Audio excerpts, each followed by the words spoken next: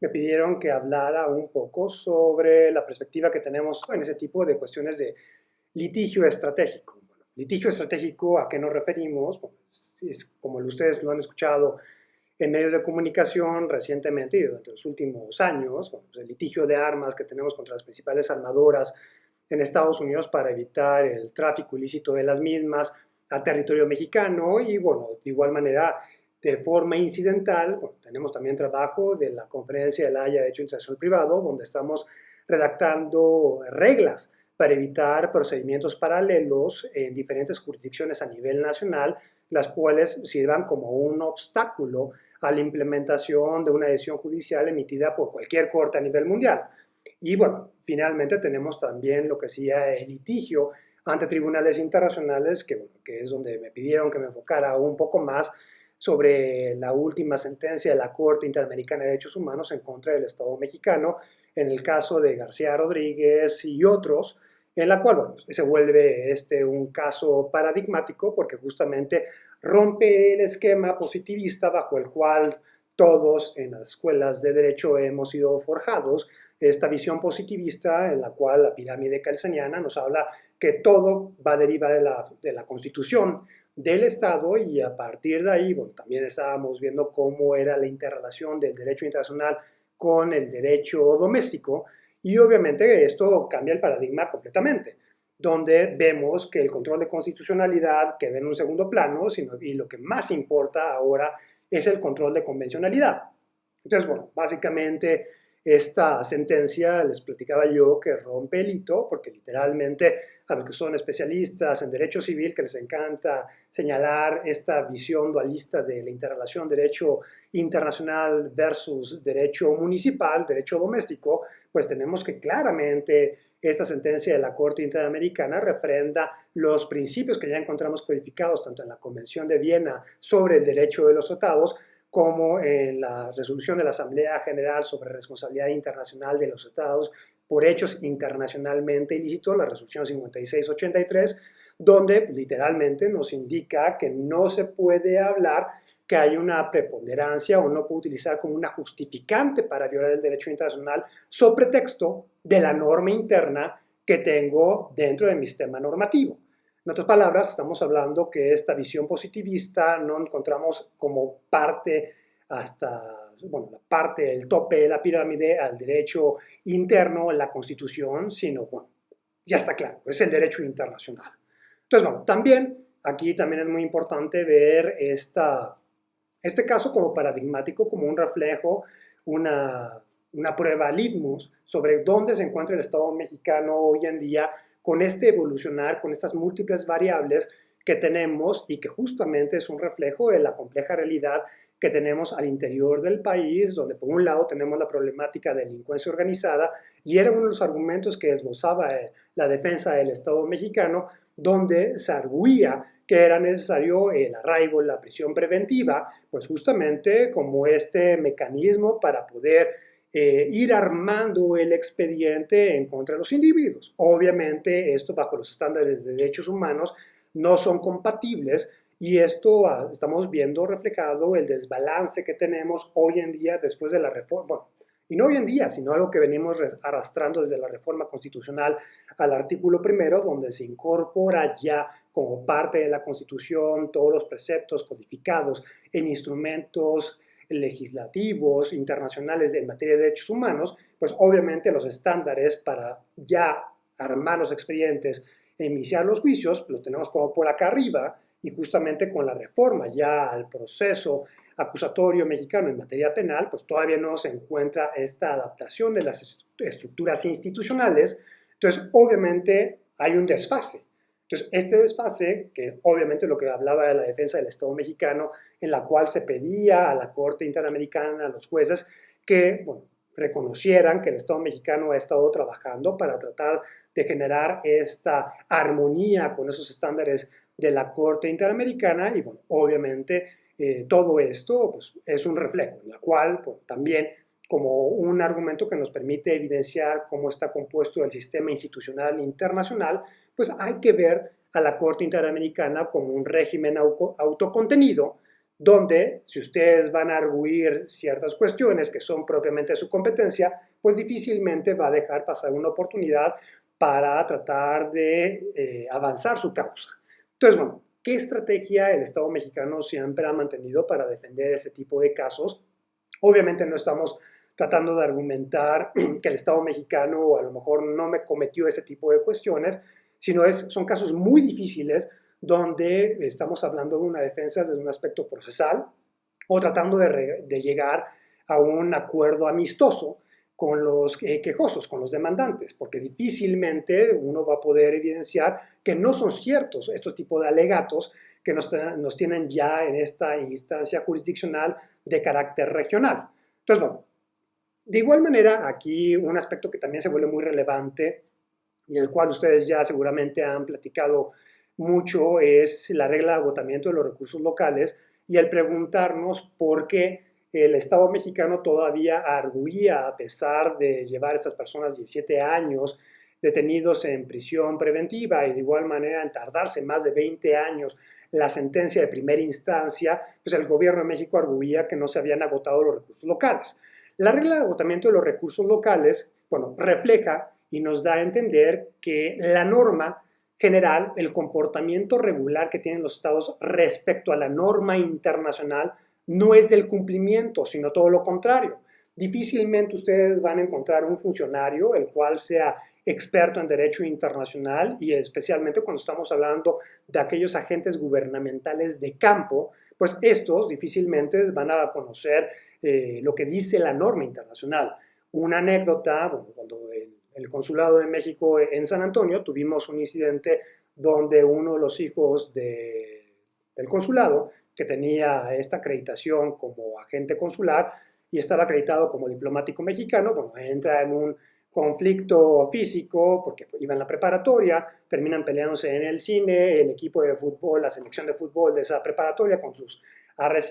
sus enemigos deportivos que se encontraron ahí en el cine, se arma la campal y bueno, empieza la pelea y bueno, me llaman para poder arguir los privilegios e inmunidades diplomáticas y justamente eso se daba un viernes en la última función del cine, entonces estamos hablando que llego yo al cine a la medianoche, un poco pasado de la medianoche y me pongo a bueno, platicar, un poco discutir con la gente de policía que ya había arrestado a varios que estuvieron involucrados en la pelea. Y bueno, difícilmente ellos se entendían y yo seguía argumentando y hablando del Departamento de Estado.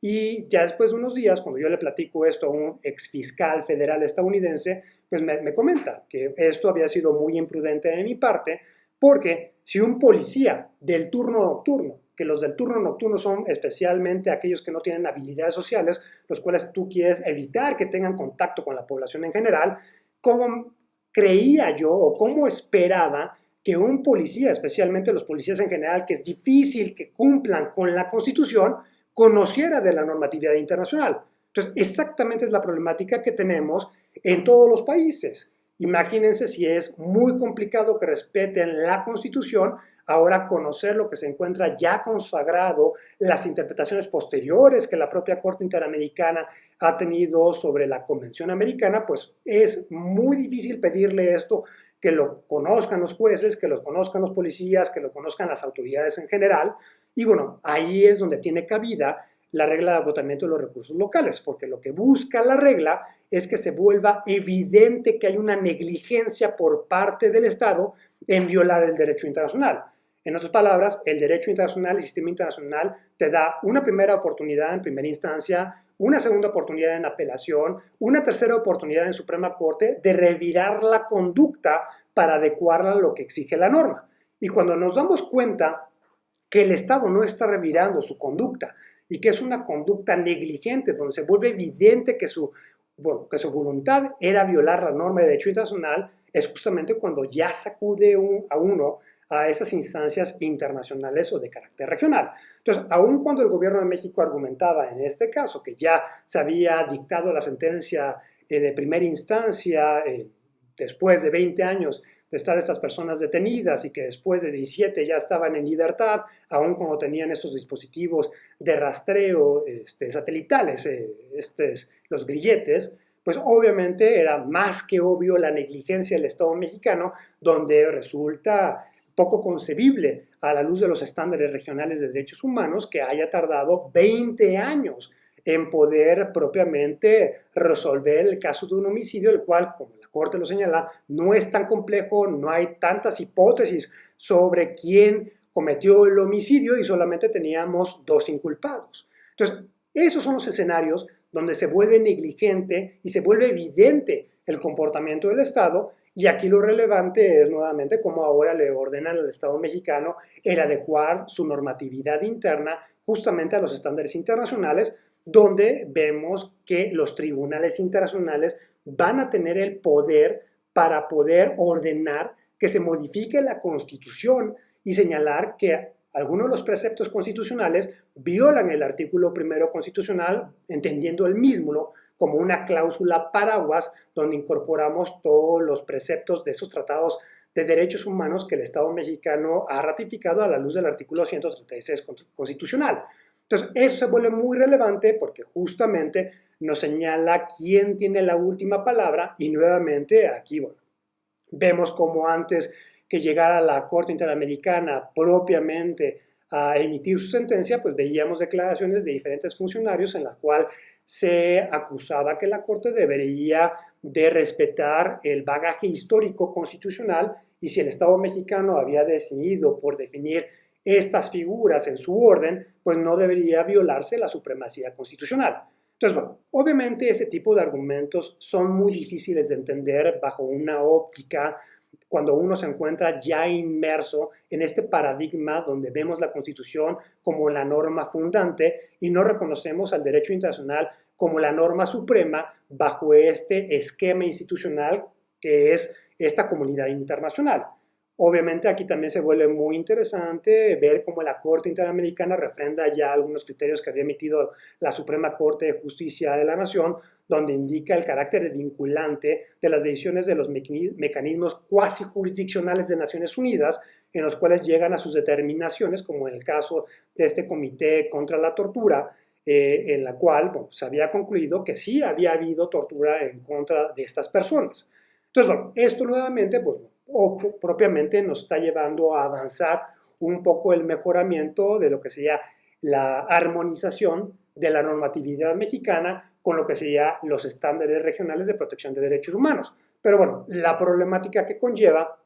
y es justamente uno de los mitos que siempre ha existido, es que la gente tontamente cree que a mayor número de tratados que un Estado tenga firmado, automáticamente se suben los estándares de protección. Eso es falso. Entonces, inclusive, el proceso de lo que sería la firma, la ratificación de un tratado, es un proceso muy delicado en la cual no es nada más aventarse para firmar un tratado porque estamos hablando de la protección de los derechos humanos, sino es necesario hacer una reflexión, una autorreflexión a nivel institucional para poder determinar si tenemos las capacidades institucionales para poder tener los estándares que nos exige de cumplimiento la normatividad internacional. Entonces, a pesar de que muchos organismos no gubernamentales, activistas de derechos humanos exigen que aceptemos la jurisdicción de estos comités de desapariciones forzadas, contra la tortura, etcétera, etcétera, pues el Estado mexicano tiene que ver si estamos en esa capacidad de cumplir con esos estándares, porque si no, esto vamos a tener miles de casos, como lo tuvimos en este caso, en la cual se va a decretar la responsabilidad internacional del Estado mexicano y bueno, poco a poco se va a perder el peso de las reparaciones en la modalidad de satisfacción, que es pedir disculpas. Ustedes recordarán como hace unos años, como hace 15 años, era muy difícil que el Estado mexicano ofreciera disculpas y bueno, poco a poco pues ya estamos ofreciendo disculpas por todos. Eso significa que está perdiendo el peso de esta reparación del daño y se empieza a desvirtuar un poco porque el Estado pues, lo está viendo como que no sucedió en el periodo en el cual está en el gobierno, sino que está sucediendo en un periodo anterior, que es algo similar a lo que veíamos en Bolivia cuando Evo Morales llegó al poder. Evo Morales, cuando empezaron a llegar todos los casos de la Corte Interamericana de Derechos Humanos, en las cuales decretaban que el Estado había violado los derechos humanos de ciertas personas, bueno, pues el gobierno en general aplaudía porque no eran durante el periodo de su gestión. Pero como todos los estados reaccionan, como todos los gobiernos reaccionan, es que cuando justamente este periodo ya llega al gobierno actual, es cuando ya no les empieza a parecer, que fue justamente lo que causó que Venezuela terminara no aceptando bueno, básicamente denunciando la jurisdicción contenciosa de la Corte Interamericana de Derechos Humanos y otras las razones por las cuales, pues bueno, si bien estamos todos, la mayoría del continente ahí aceptando la jurisdicción de la Corte Interamericana, pues tenemos los dos grandes ausentes de la jurisdicción de la misma y que justamente es parte también de una estrategia. Tú como Estado, cuando sabes que hay varios rubros en los cuales los demás te pueden demandar o puede haber un caso en contra tuyo, desde un aspecto estratégico, tú denuncias la jurisdicción de la Corte o la terminas no aceptando. En otras palabras, y aquí se vuelve algo muy interesante, la estrategia como no solamente es una estrategia desde el ámbito contencioso, sino es una estrategia también desde el ámbito de la negociación. Aun cuando tú sabes que no vas a terminar aceptando la competencia de una instancia jurisdiccional de carácter internacional o de carácter regional, eso no debe ser un impedimento para que tú participes en la formulación de las reglas fundantes de dicho organismo, que es justamente lo que estamos viendo ahorita en el grupo de trabajo número 3 de la Comisión de Derecho Mercantil de Naciones Unidas, donde ustedes habrán escuchado hablar mucho de los casos en los cuales los inversionistas demandan a los estados cuando consideran que se han violado los principios del derecho de las inversiones de carácter internacional. Entonces, bueno, justamente como este derecho de inversión extranjero, derecho de la inversión internacional, se ha consolidado mucho a partir de lo que sería la Convención de Washington y de igual manera con estos acuerdos regionales o bilaterales que tenemos y que los vemos el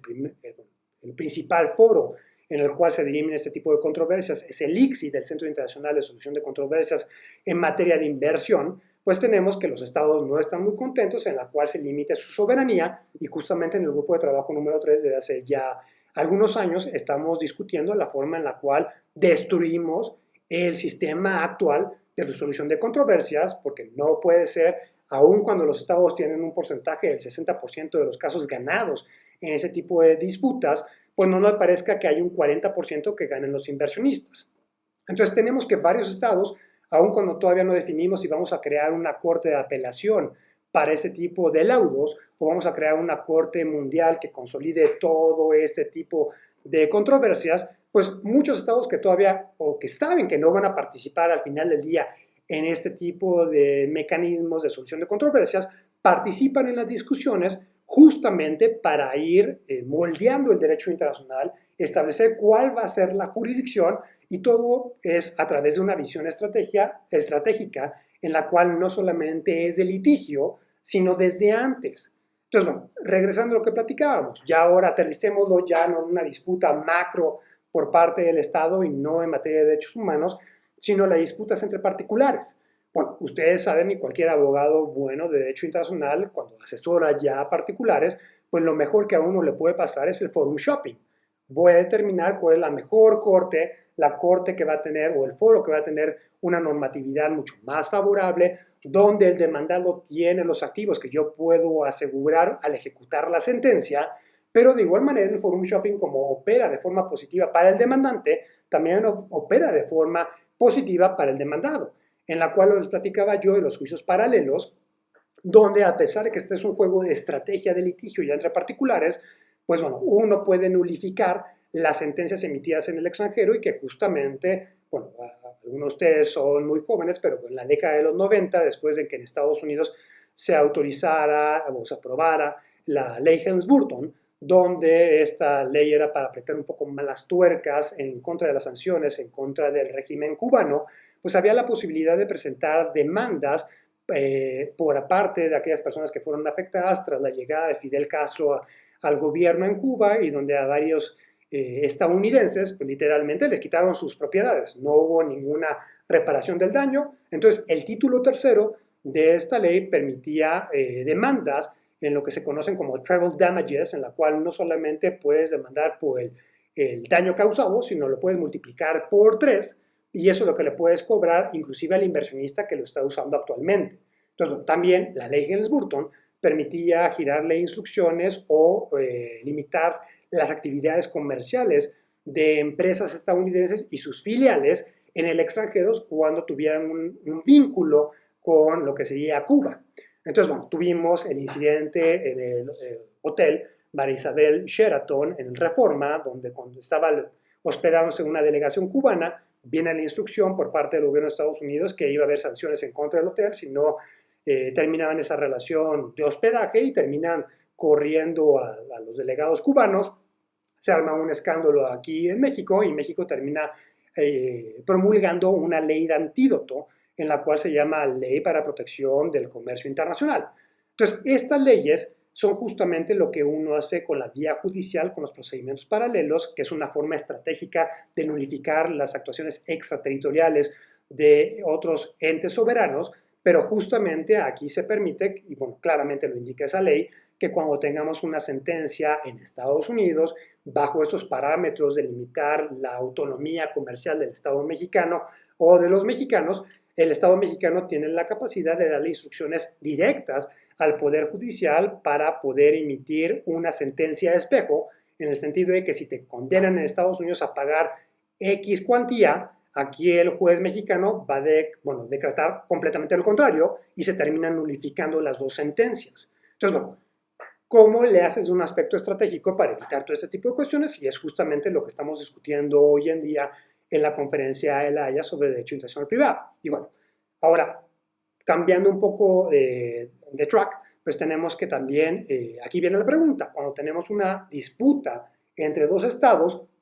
la respuesta no siempre es llevar al otro estado a una demanda ante una corte internacional, sino muchas veces, por ejemplo, en las disputas que tenemos México y Estados Unidos, lo mejor es demandarlo ante sus cortes. Y obviamente que el Estado mexicano no esté detrás de la demanda, sino muchas veces, por ejemplo, en lo que sería la protección consular, cuando tenemos los casos de violencia transfronteriza, en los que ustedes pueden ver en medios de comunicación, que de repente a la gente de patrulla fronteriza se le bota la canica, no tienen nada que hacer y empieza a disparar a los mexicanos del lado mexicano,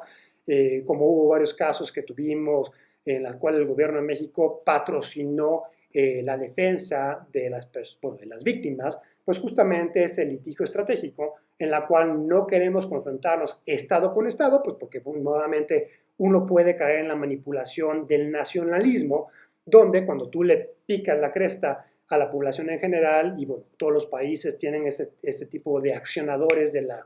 mente colectiva, donde uno manipula a la población en general con ciertas cuestiones. Entonces, cuando uno ve que un Estado extranjero presenta una demanda o está atacando a lo mejor un principio general protegido por la Constitución, pues todo el mundo se termina envolviendo en la bandera y se vuelve un tema político. Entonces, por eso es muy importante mantener esta estrategia de litigio donde no sea el Estado el que demande, sino sean las víctimas, y ustedes lo pudieron ver los argumentos, las demandas en contra de las armadoras estadounidenses, las cuales tenemos más armerías en la frontera que McDonald's, pues obviamente estamos viendo una causalidad directa en el flujo de armas ilícito hacia México con esta industria, este mercado. Entonces, el Estado mexicano, pues claramente el litigio estratégico no necesariamente vas con la idea de que vas a ganar, sino el litigio estratégico va con la idea de generar conciencia, generar un momentum en el cual tarde o temprano logres el cambio, que es algo que, bueno, platicaba yo hace unos años con la primera directora de lo que sería el MCLAP, que es un programa que tenemos en la Cancillería, que es el Mexican Capital Legal Assistance Program, en donde nosotros pagamos especialistas para que coadyuven en la defensa de aquellos mexicanos que están condenados o que van a ser condenados a la pena de muerte en Estados Unidos. Este programa ha sido tan exitoso que hoy en día un mexicano tiene 13 veces menos posibilidades que a un estadounidense de raza blanca de que le impongan la pena de muerte. ¿Por qué? Porque se han esgrimido argumentos exprofesos para la comunidad mexicana y es un programa que ya lleva varias décadas. Entonces, hablando yo con la primera directora de este programa, que es una abogada que se llama Sandra Babok, le pregunta, oye, ¿cómo se te ocurrió argumentar ante las cortes estadounidenses la violación al artículo 36 de la Convención de Viena sobre relaciones consulares, que es la falta de notificación consular, como un argumento de apelación? Y bueno, justamente ella me indicaba que a ella no se le ocurrió, sino un día que estaba visitando a los representantes consulares canadienses, Subiéndose al elevador, los de Canadá le dijeron, oigan, no se le ha ocurrido esbozar este argumento, y bueno, dijo, buena idea, lo empezaron a presentar, y el litigio estratégico, como ella lo platicaba, pasaron como 50 casos en la cual desecharon todas las mociones siempre con ese argumento. Pero va a llegar un caso tarde o temprano donde el juez va a aceptar este argumento y a partir de ahí es donde tú logras el cambio dentro del sistema normativo del Estado extranjero. Entonces, bueno, justamente aquí cuando estamos hablando y se vuelve muy interesante ese tipo de cuestiones, especialmente cuando muchas veces me han platicado o me han preguntado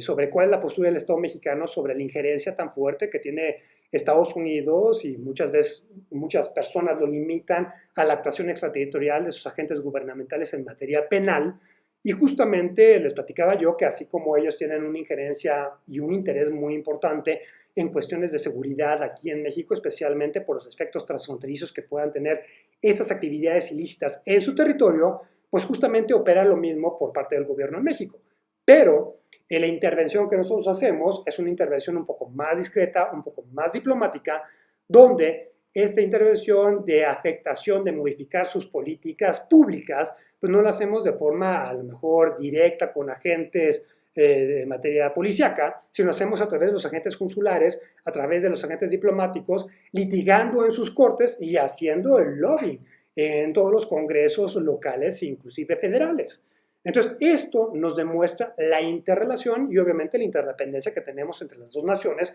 donde este tipo de acciones es permitido e inclusive pues, muchas veces hay que poder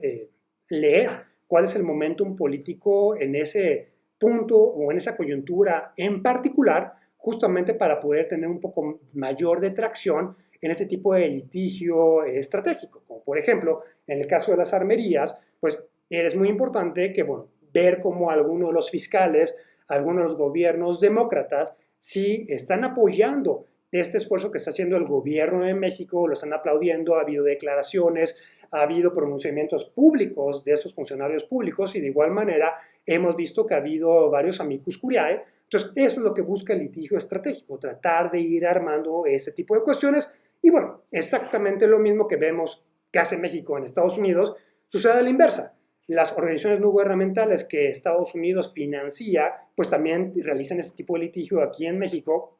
Muchas de ellas pues empezaron a esbozar los mismos argumentos que veíamos en Estados Unidos ante las Cortes Federales, por ejemplo, en contra del programa Quédate en México, que es los protocolos de protección para migrantes que hoy en día ya no existen, pero vemos esta compatibilidad de sistemas y que justamente esto nos habla del reflejo de la integración fáctica que tenemos entre los dos sistemas y la forma de operar en la cual ya nos conocemos mutuamente las autoridades de los dos lados de la frontera. Por ejemplo, en los casos en los que no fue admitido primero este argumento de el que se solicitara, el que se le diera la notificación a las autoridades mexicanas en Estados Unidos en los casos de pena de muerte, puede funcionar de forma retroactiva la siguiente sentencia que fuera emitida a favor del imputado, o sea, para usarlo como argumento para salvarlo de la pena de muerte.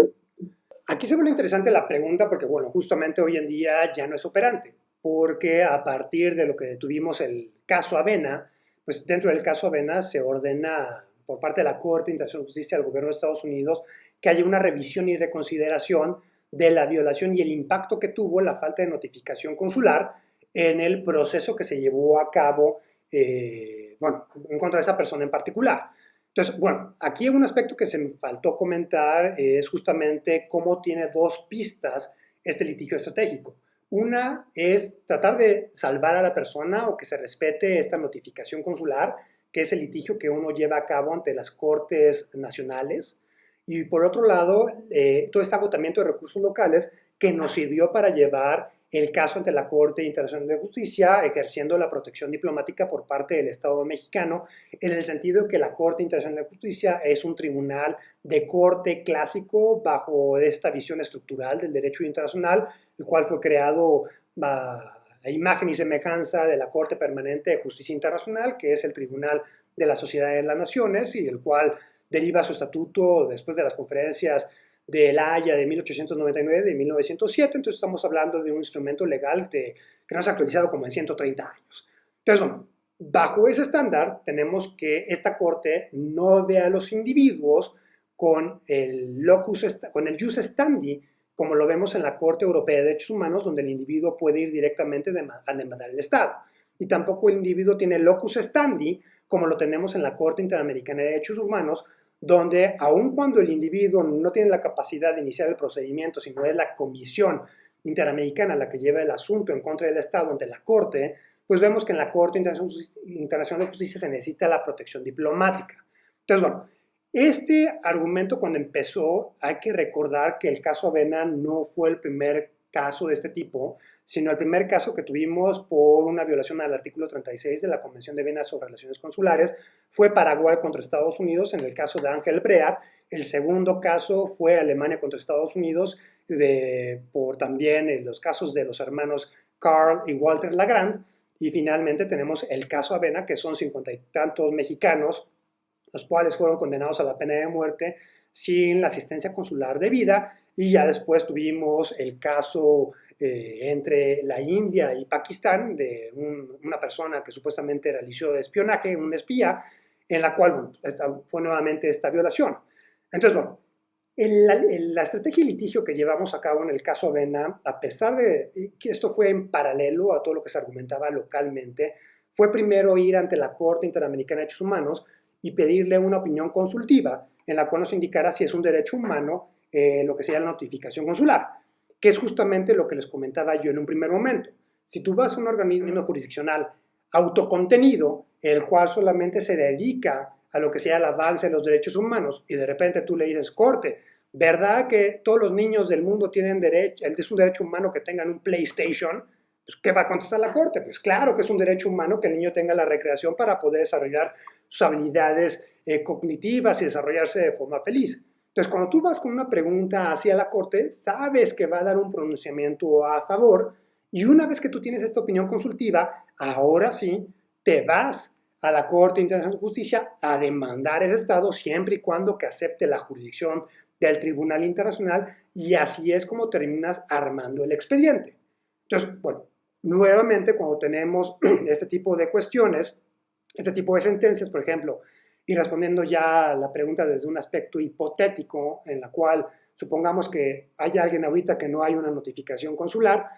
y tenemos por un lado ya esta determinación de la Corte Internacional de Justicia, bueno, dependerá del juez el hacer este tipo de revisión y reconsideración, y de igual manera las autoridades estadounidenses también hay que ver que, bueno, sí han afinado un poco más este tipo de notificaciones. Aunque claro, Estados Unidos aprendió bien después de estas 3 demandas en su contra, terminó denunciando el protocolo adicional a la Convención de Viena sobre Relaciones Consulares. En otras palabras, ya no acepta la jurisdicción de la Corte Internacional de Justicia, y esto para evitar que lo sigan demandando. Porque también considerando cuántos extranjeros están en Estados Unidos, pues es muy difícil poder determinar si alguien es un extranjero, si alguien realmente necesita que se haga la notificación consular, y de igual manera tienes la contradicción intrínseca, donde si le preguntas a alguien si es extranjero, pues parece indicar que es discriminatoria la pregunta, y estás cayendo en lo famoso racial profiling, que en la cual, bueno, también van a argumentar que es una violación a los derechos civiles de ese individuo al encontrarse ya dentro del territorio estadounidense y aplicarse las protecciones constitucionales de Estados Unidos. Entonces, es una ponderación un poco difícil, pero bueno, si es hipotética la pregunta, hay que recordar lo que dice la Corte Interamericana de Derechos Humanos, y que justamente se vuelve muy importante la dedicatoria que le pone a todos los jueces de mexicanos, en el caso García Rodríguez, donde le dice, a pesar de que esta sentencia va en contra del Estado mexicano, quien tiene la obligación de hacer el análisis de convencionalidad es el juez en todo momento. Entonces no tienes que esperarte a que se modifique la ley para adecuar tu comportamiento y tu actuar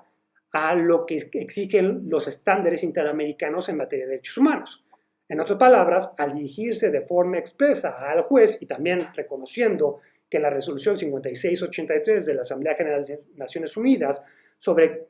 el comportamiento de quién se le puede imputar al Estado, hay que reconocer que todas las autoridades nacionales le pueden, por su comportamiento, imputar responsabilidad al Estado cuando se viola una norma de derecho internacional. En otras palabras, pues sí, los jueces tienen la obligación de adecuar su conducta a este tipo de estándares, pero bueno, si la pregunta es un juez tejano, los de Texas siempre aplican de que ellos son texas y a ellos no les aplica nada. Yo quería preguntarle respecto a litigios que vienen la comercialización de armas. En caso de que la Corte de Apelación rechace nuevamente los argumentos de México, dentro de esta visión de litigio estratégico que nos comenta y que es muy interesante, ¿cuál sería el siguiente paso a tomar? No es que vaya a pasar, sino es que muy probable, ya han desechado las demandas en varias instancias, tenemos limitantes propiamente estructurales nacionales en Estados Unidos, en las cuales tienen inmunidad varias de las armadoras, entonces se vuelve muy complicado realizar este tipo de cuestiones. Entonces, bueno, por eso han desechado varias de nuestras demandas, pero como les comentaba, tampoco hay que, cuando hablamos del sistema judicial de cualquier país, no hay que verlo de manera uniforme. Por ejemplo, cuando tuvimos el litigio estratégico en violencia transfronteriza, teníamos, y aquí hay que recordar un poco las críticas que hacía Donald Trump al noveno circuito, en la cual él indicaba, después de que le suspendieran sus acciones ejecutivas, de restricciones de viaje, y todas la orden ejecutiva cancelando DACA, y todas las demás, pues justamente todas sucedían en el noveno circuito, que es el noveno circuito, todo el que corre por este corredor del oeste de Estados Unidos en California. Entonces, justamente Donald Trump argumentaba que, bueno, que la mayoría de los jueces que estaban ahí habían sido selectos o propuestos por parte de gobiernos demócratas y justamente por eso veíamos un corte liberal por parte de esos jueces y por eso truncaban todas sus acciones ejecutivas. En cambio, y bueno, siguiendo esto, pues tuvimos varias demandas que las recibían, las analizaban estos jueces y justamente tuvimos dos casos paradigmáticos, Elena Rodríguez y Hernández Guereca, donde tuvimos resultados completamente opuestos. Estos dos casos, uno fue del lado mexicano, creo que fue en Sonora, había un mexicano transitando o caminando pacíficamente del lado mexicano en esta avenida internacional y el agente de patrulla fronteriza de repente del lado estadounidense desenfunda el arma y le dispara por la espalda. El mexicano estaba caminando y no sabía qué pasó y lo termina matando. Y el otro caso es un menor de edad, el cual estaba en la zona limítrofe en El Paso, Texas, donde hay una canaleta donde anteriormente es la infraestructura donde se llevaba el río Bravo. Entonces, bueno, hoy en día ya está vacía, pues porque tenemos que estar todo encapsulado en algunas zonas el río Bravo, entonces lo que estaban haciendo estos menores de edad es jugando en la canaleta, entonces estaban cruzando de un lado, tocaban uno de los pilares y cruzaban corriendo al otro lado. Entonces estaban cruce y cruce, entonces se acerca uno de patrulla fronteriza, les dice que se detengan, no se detienen, pues salen corriendo porque estaban asustados, y del lado mexicano le suelta dos disparos en la cara al menor de edad. Entonces el gobierno de México va a financiar la defensa, pues, las demandas que presentan sus familiares en contra de los agentes, y aquí es justamente donde les indico que empezamos a tener resultados completamente distintos, donde por un lado empezaron a argumentar que no se podía demandar al agente de patrulla fronteriza porque tenía la inmunidad funcional, y en el otro señalaban que no había inmunidad funcional porque un homicidio un homicidio a sangre fría no se puede considerar tal cual como parte de sus funciones. Entonces llevamos esto hasta las apelaciones, estuvimos a punto de llegar a la Suprema Corte, se llegó a la Suprema Corte y aquí empiezan a haber otras consideraciones, donde empezó a analizarse si esto podía considerarse como una excepción vivens. La excepción vivens es la posibilidad de encontrar que se pueden mandar a los agentes de procuración de justicia, pero las excepciones vivens las tuvimos que se desarrollaron durante la década de los 70 en Estados Unidos por cuestiones muy específicas. Entonces, bueno, justamente esto de la cuestión esta vivens indicaba que había la posibilidad de presentar una demanda aun cuando el Poder Legislativo no haya creado un recurso legal para presentar dicha demanda o por una excepción a este tipo de inmunidades. Y tenemos, obviamente, que la Suprema Corte, cuando llega a conocer de la contradicción de estos dos casos, donde una Corte Federal indicaba si es procedente la demanda y otra Corte decía no es procedente, la Suprema Corte, bueno, ahora bajo una visión de Estado, analiza, bueno, preguntémonos qué pasaría si yo le permito a víctimas de actos que realicen agentes estadounidenses en el extranjero a que demanden en cortes estadounidenses. ¿Qué pasaría? Eso significaría que se puede expandir la protección de la Constitución de Estados Unidos. Bueno, y tú, por el gobierno de México, la defensa de las víctimas decía, sí, pero México es el vecino de Estados Unidos. No puede ser que haya la ley de la jungla en la zona fronteriza. Bueno, Estados Unidos indicó que, bueno, sí, efectivamente no, pero la problemática que tenemos en caso de que se reconociera que sí es procedente este tipo de reclamaciones, cuando un agente estadounidense comete ese tipo de cuestiones en el extranjero, esto podría poner en riesgo todos los programas extraterritoriales que Estados Unidos tiene, como por ejemplo de este tipo de cuestiones de asesinatos selectivos o cuando mandas un dron en contra de un grupo de terroristas en Medio Oriente y con el dron lo vuelas en pedacitos al terrorista que está en el jeep. Entonces, lo que permitirías al permitir que estas personas o a reconocer que estas personas tienen un remedio legal ante cortes estadounidenses es que justamente todo el mundo se vaya a Estados Unidos para presentar estas reclamaciones y literalmente amarrarías de mano al gobierno de Estados Unidos para poder actuar de forma extraterritorial como lo ha venido haciendo. Entonces son cuestiones que se vuelven un poco complicadas y bueno, justamente hay que reconocerlo, lo que sería la quinta enmienda, donde claramente esto se encuentra como un derecho dentro de Estados Unidos y justamente lo que ha argumentado, y aquí se vuelve como un argumento espejo, donde Estados Unidos nos critica y argumenta históricamente que aquí en México no se detiene el flujo de drogas a Estados Unidos y aquí en México indicamos, aquí no es mi problema, ¿no? Y Estados Unidos es lo mismo. Le decimos, para el flujo de armas para acá y Estados Unidos dice, ups, tampoco es mi problema, mejor aumenta tu seguridad. Entonces, es una acusación recíproca que estamos teniendo entre los dos estados y, bueno, literalmente ese tipo de demandas lo que busca es tratar de tener soluciones innovadoras en la cual no parezca que nos estamos subiendo al ring los dos estados para pelearnos por las políticas y tampoco que pueda ser utilizado este tipo de demandas como bandera política para aquellos que quieran argumentar que el gobierno estadounidense les quiere quitar su derecho constitucional a lo que sería la aportación de armas o a tener armas. Entonces, bueno, se vuelve algo complicado, pero bueno, el litigio estratégico no va con la idea de que vamos a ganar. Es muy probable que se vaya a perder, pero lo que se busca es generar esta conciencia y a lo mejor generar esta presión y que justamente poco a poco estamos teniendo una coyuntura donde la responsabilidad de las empresas empieza a ser mayor.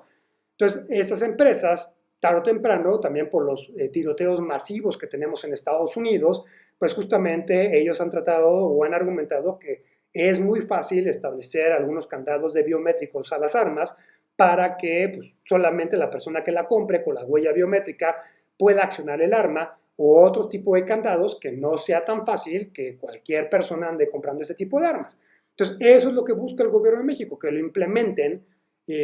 no que ganemos la demanda, sino lograr el cambio en este mercado. Hace poquito estuvo en controversia el estudio de la constitucionalidad de la prisión preventiva oficiosa. Sin embargo, la Corte se echó para atrás, incluso al adentrarse a este estudio, donde consideraría usted que pudiera haber una nueva ventana para que pudiera declararse la inconstitucionalidad de esta figura en el sistema mexicano, inconstitucionalidad e inconvencionalidad, debido a que, pues, se comentaba por ahí en el mundo jurídico, por así decirlo, que no se pudo adentrar al estudio debido a que cómo iban a declarar inconstitucional a la propia Constitución. Entonces, ¿dónde podría estar nuevamente esa ventana, esa posibilidad? Bueno, la ventana de posibilidades justamente con la pregunta que hizo su compañero, en la cual es el pasaje que les comentaba yo de la sentencia de la Corte Interamericana, donde inclusive algunos jueces hoy en día, ellos ya llevan a cabo este análisis de convencionalidad, examen de convencionalidad para poder ver que se adecúa a los estándares. La problemática que tenemos en México es justamente la flexibilidad que tiene nuestro régimen constitucional, donde siempre para evitar que algo sea no lo tumben en la Suprema Corte, a todo el mundo le encanta hacer modificaciones a la Constitución y meter todo en la Constitución para que ya no sea inconstitucional. Pero esto es justamente lo que rompe el paradigma Y aquí, si no se cumple con los estándares propios de la Corte Interamericana de Derechos Humanos, pues vamos a ver que se van a repetir este tipo de casos frente a la misma. Entonces, bueno, creo que sería responsabilidad de las autoridades, justamente ya sabiendas de esta determinación, que vamos a tener el mismo resultado si no hay un cambio, a pesar de que en la Constitución todavía se encuentre reconocidas estas figuras. Entonces, bueno, es más un examen de autorreflexión,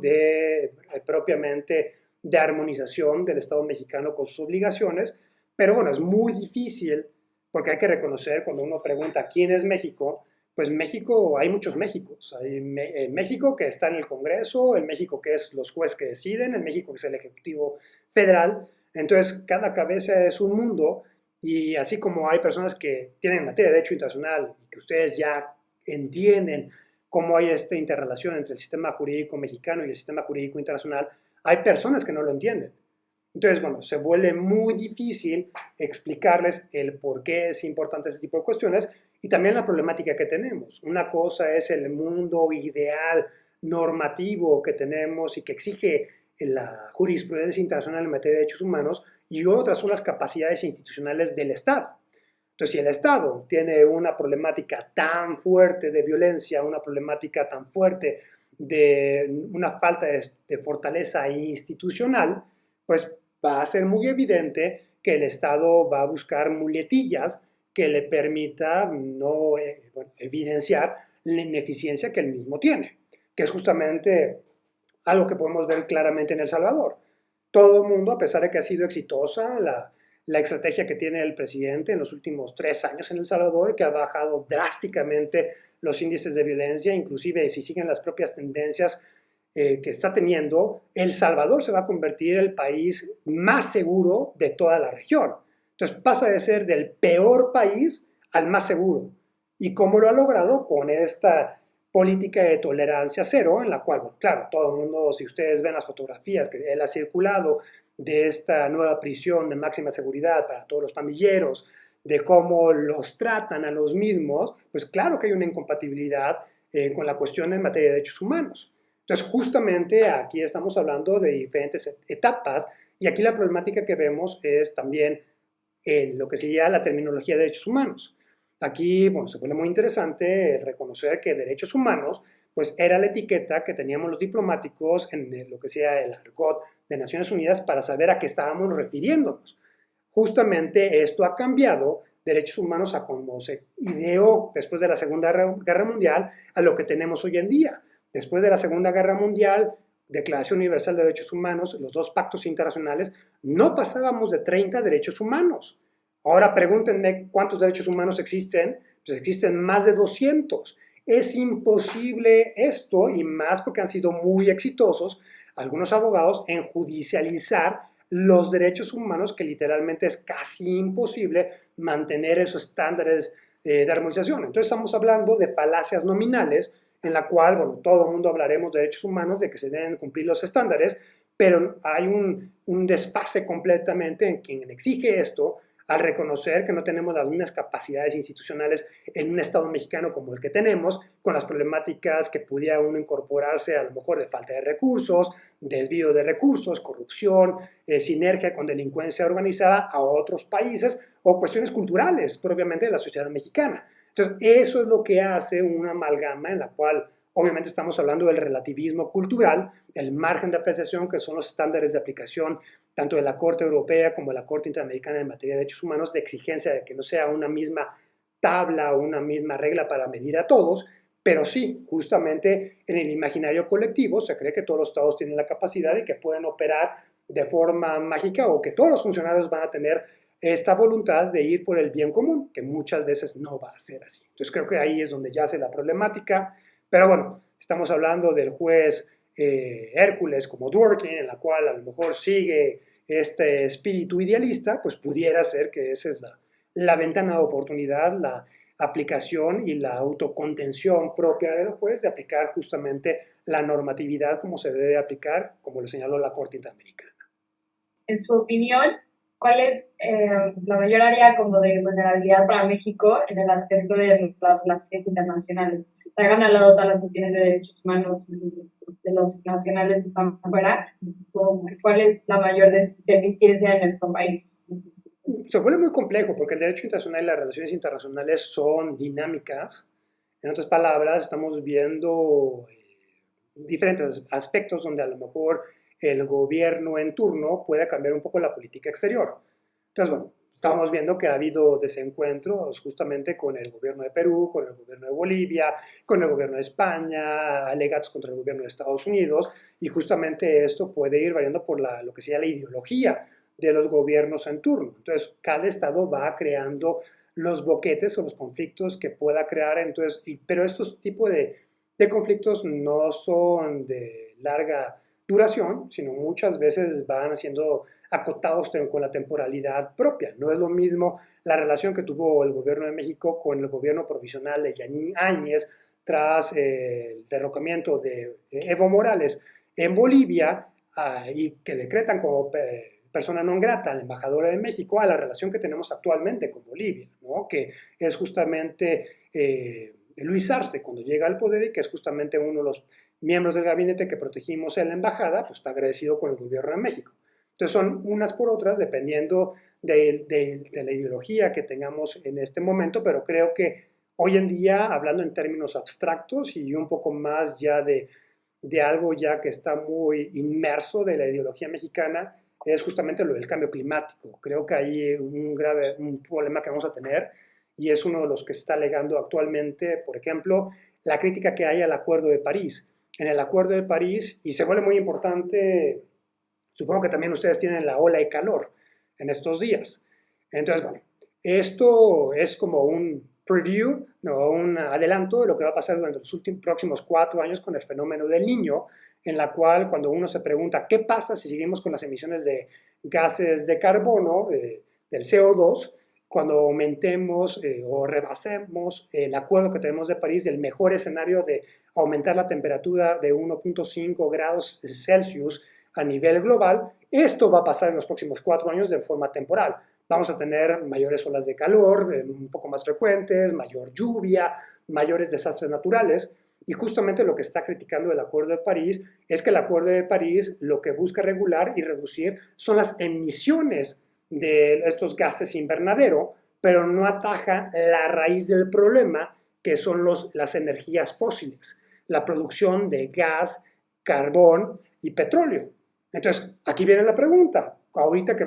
se está impulsando una nueva iniciativa que sería un tratado de no proliferación de energías fósiles, pues eso va en contra de la propia ideología mexicana, donde muchos de los países de América Latina, y que somos miembros del OPEP Plus, que los países productores de petróleo, dentro de la idiosincrasia nacional, pues cuál es uno de los más representativos capítulos de la historia mexicana: la expropiación petrolera, y a cada rato es de que no, el petróleo mexicano, la soberanía mexicana, hay que defenderlo. Entonces, imagínate ahorita que te vienen a decir que tienes que ya cortar energías fósiles, porque ciertamente tienen razón, el mundo está produciendo más energías o explotando más energías fósiles que lo que requiere el planeta, y ahora que te digan que tu empresa paraestatal, la más importante, pues debe dejar de producir.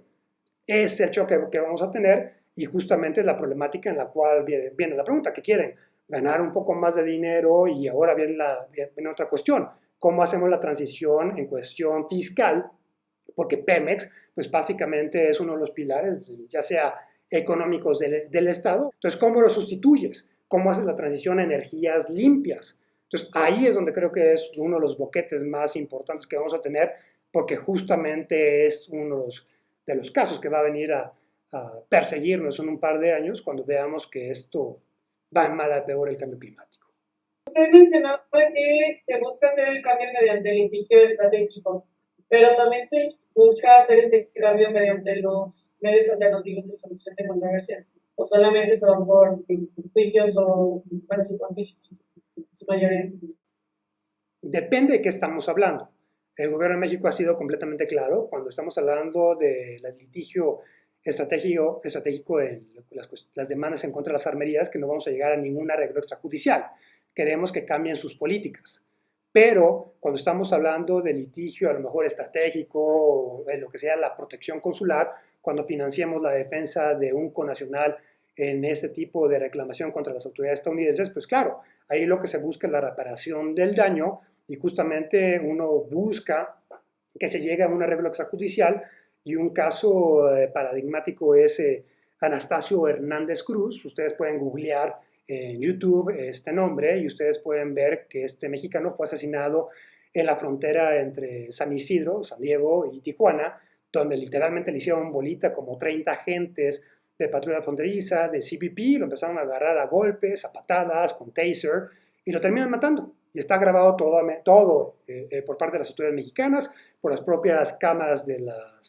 Estados Unidos. Y bueno, justamente ahí, después de llevar a cabo todas estas demandas, se llegó a un arreglo extrajudicial donde a la familia se le otorga como reparación o como compensación $1 millón. Entonces, hemos tenido otro tipo de casos donde hemos identificado abuso del uso de la fuerza por parte de las autoridades de Estados Unidos y se busca tener este tipo de arreglos extrajudiciales porque es en beneficio de las víctimas, de los familiares que quedan en México. Entonces, depende del caso en el cual vamos a tratar de llegar a ese tipo de arreglos extrajudiciales o no. Otro caso es después de que tuvimos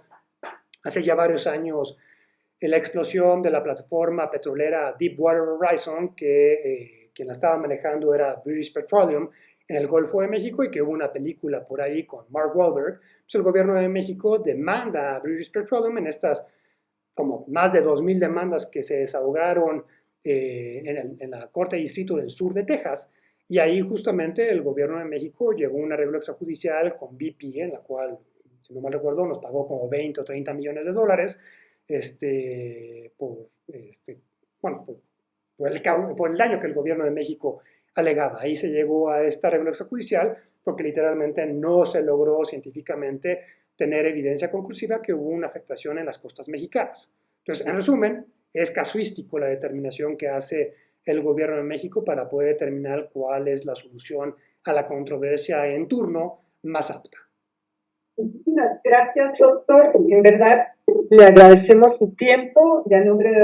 de la Universidad Panamericana de Aguascalientes y de la carrera de Derecho, muchísimas gracias.